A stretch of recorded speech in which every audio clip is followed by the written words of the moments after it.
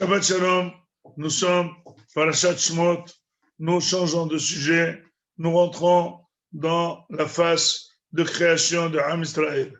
Nous sommes en train d'encourir la décision d'Akadosh Baruch Hu qui a été prise dans le pacte de Ben Abetarim avec Avraham Avinu, qui aurait suggéré une question, Bama Eda Ki Irashena, comment je veux savoir que mes enfants vont hériter Eretz Israël. Il lui a dit tout simplement, tu vas le savoir très très bien, ils vont être en esclavage dans un autre pays pendant 400 ans, et quand ils vont sortir très riches. Et la question qui se pose, c'est que, premièrement et deuxièmement, Yaakov Avinu est descendu en Mitzrayim, en Égypte, sous l'égide le père d'un roi, le père de Yosef. Tous les frères ont eu une place de ministre et ils étaient vraiment très haut gradés. La question qui se pose est pourquoi Kadosh Baruch Hu avait-il besoin de faire rentrer Yaakov Avinu en Égypte de manière très gradée? Quelqu'un qui est très faim, ça lui suffisait d'avoir du pain, d'avoir des graines de blé. Il n'a pas besoin de plus que ça. Les Shvatim, c'est des gens qui travaillaient à leur sueur, ça suffisait qu'ils rentrent normal.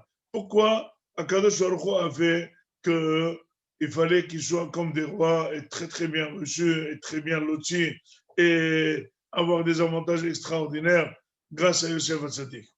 Eh bien, tout simplement, vous savez que la personne s'habitue à toute difficulté. Les personnes malades s'habituent à leur maladie, les personnes qui souffrent s'habituent à leur souffrance, les personnes qui travaillent dur s'habituent à leur travail dur.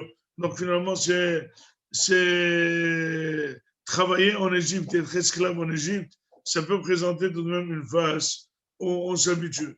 Mais Akadosh Baruch Hu voulait tout de même que la souffrance soit trop forte.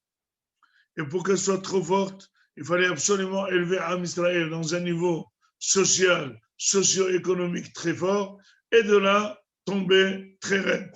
Et là, tomber Hazak, et là, ils vont sentir le coup, c'est quoi l'esclavage.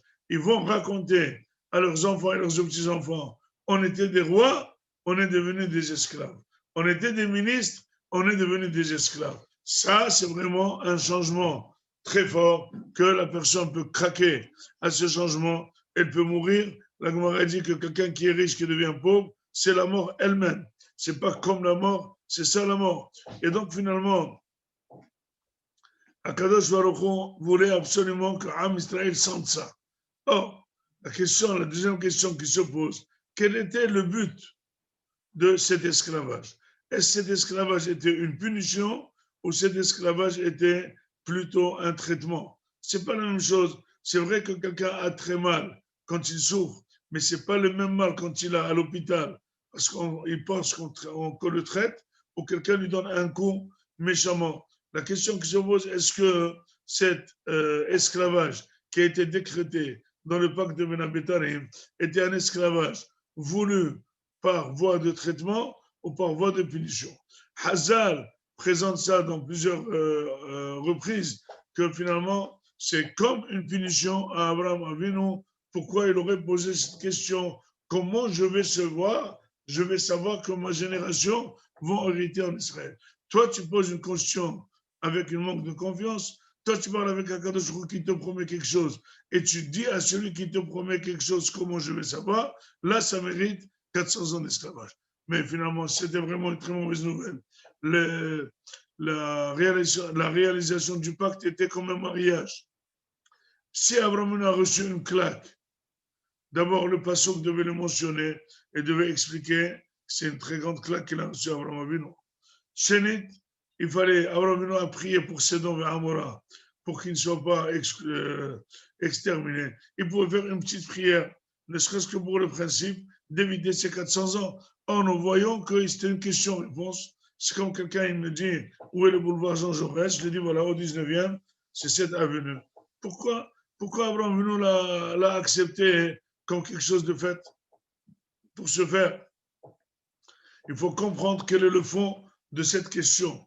Le fond de cette question c'est que comment on va savoir que les descendants d'Abraham Avinu vont rester juifs? Abraham Avinu a demandé, c'est vrai que tu vas me donner, mais imagine-toi que ma descendance, elle devient comme mes précédents, comme mon père Nahor.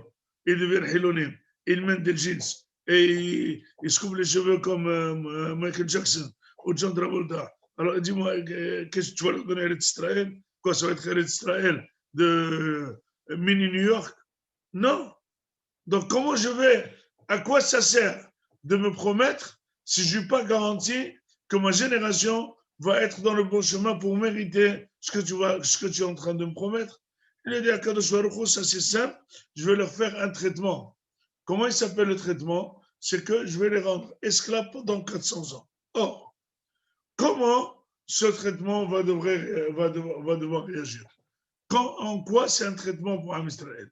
Eh bien, tout simplement, Akadosh Baruch Hu, il a fait que Am Israël est descendu en Égypte avec un haut niveau, et puis finalement, les Juifs se sont entièrement assimilés avec les Goïs. Ils ont mis des jeans Loïs, ils ont enlevé le Brit Mila, ils étaient pendant 80 ans égyptiens, et finalement, c'est marqué dans le Midrash qu'ils sont devenus comme des Goïs. Or, s'ils sont devenus comme des Goïs, normalement, ils vont avoir le même statut, la même carte d'identité, la même couleur, etc., etc. Ils voient que finalement, ils commencent, les Égyptiens, à les compter comme des étrangers et les rendre esclaves. Les hâtes. On a vu qu'il y avait deux peuples, le peuple d'Égypte et le peuple des esclaves. Et là, Akadosh Baruch Hu a fait que la personne, pour craquer, il faut serrer la vis. Mais ça ne suffit pas de serrer une fois, il faut encore serrer. Parce que finalement, dès qu'ils ont commencé à les rendre esclaves, pourquoi le Hazro Bichou a dit, mais non, pourquoi on est comme ça? Peut-être parce qu'on n'a pas bien suivi le derrière d'Abraham, de Yitzhak, de Jacob, de Shvatim, ils ont arrangé.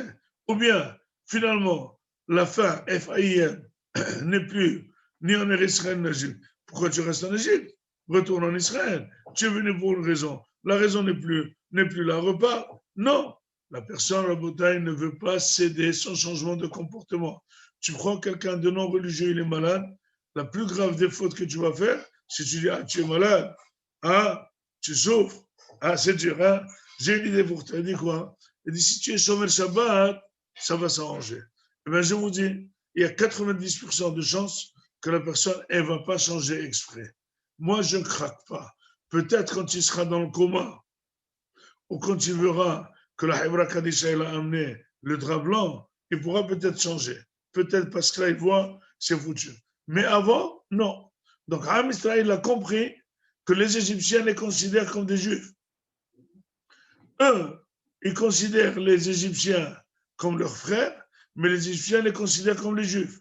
C'est marqué dans le proverbe, ils disent ici, ils disent que quand le Juif ne fait pas de Kiddush, ça veut dire qu'il ne se sent pas Kadosh, alors le Goy, il fait Havdalah, il dit tu n'es pas comme moi. Chaque fois que les Juifs sont tout seuls, il n'y a pas de problème. Dès qu'ils se mélangent au Goy, les Goy disent non, vous êtes Juif, sale Juif, sort d'ici. Et c'est pour ça que Kadosh Baruch Hu a créé ce manginon extraordinaire, que les Juifs sont mis de côté et ils sont esclaves. Et ils sont poursuivis par des xérotes énormes. Mais Am Israël ne cède pas. Donc chaque fois, qu'est-ce qu'il fallait faire? Serrer la vis. Serrer la vis, serrer la vis. Ah, encore un petit peu. Tuer les enfants, plus de travail. Les massacrer, encore plus de travail. Et là, finalement, ils ont craqué. Ils ont vu Akadosh Baruch Hu en eux-mêmes. Ils ont dit, Boré Olam, il n'y a que toi qui peux nous sauver. Et là, la bracha et la aftaha, le traitement que proposé Abraham Avinu a marché. Là, ils étaient de bon gré. Ils ont voulu s'accrocher à Kadosh Baruch Hu. Ils ont vu comment, d'un autre côté, comment l'ascenseur il va. Ils étaient très hauts, ils sont descendus très bas. Ils étaient très bas, ils ont appelé à Kadosh Baruch Hu. Ils sont montés très haut. Ils sont sortis d'Égypte. Ils ont reçu la Torah. C'est ça la construction de Am Israël. Finalement, l'Égypte, c'est la maison de construction de Am Israël. C'est de là que va départir Am Israël. C'est de là qu'il va se construire, comme dit le Zohar, qu'Am Israël a été construit en Hutza al-Fon Eretz Israël. D'abord, on a construit le peuple, après on est venu en Eretz Israël. Ça n'a aucun sens d'être en Israël, il n'y a pas de peuple. Aujourd'hui, il y a Eretz Israël, il n'y a pas de peuple. Avant, il y avait Am Israël et il n'y avait pas Eretz Israël. À choisir, il vaut mieux Am Israël sans Eretz Israël que Eretz Israël sans Am Israël. Pour nous, Moraï Raboutaï, nous sommes en pleine secousse de Corona et on a déjà dit et on a déjà répété que nous faisons un bras de fer avec Akadosh Baruch Hu pour nous montrer qu'on est capable. Les uns se confinent, les autres se vaccinent, les autres se confinent et vaccinent, et les autres espèrent, etc., etc. Et finalement, on voit que ça ne fait que conquérir tout le monde, attaquer tout le monde, et en Israël particulièrement, nous sommes très envahis. À nous de comprendre avant que ce soit très grave, que c'est un coup d'Akadosh Baruch Hu. Il n'y avait pas le corona il y a un an, il n'y aura pas si on le veut. À nous d'être Hazer Bitshuva, à nous d'accepter que c'est Hachem qui dirige le monde, à nous d'accepter c'est lui qui nous donne l'air à respirer, à nous d'accepter que c'est lui qui peut décider l'enrayement entièrement du corona sans boire ni vaccin ni rien du tout. Et là, Bezat Hashem, si on est מתחזק לחזור בתשובה, נזכה לביאת הגואל במהרה בימינו, אמן ואמן. שבת שלום ומבורך.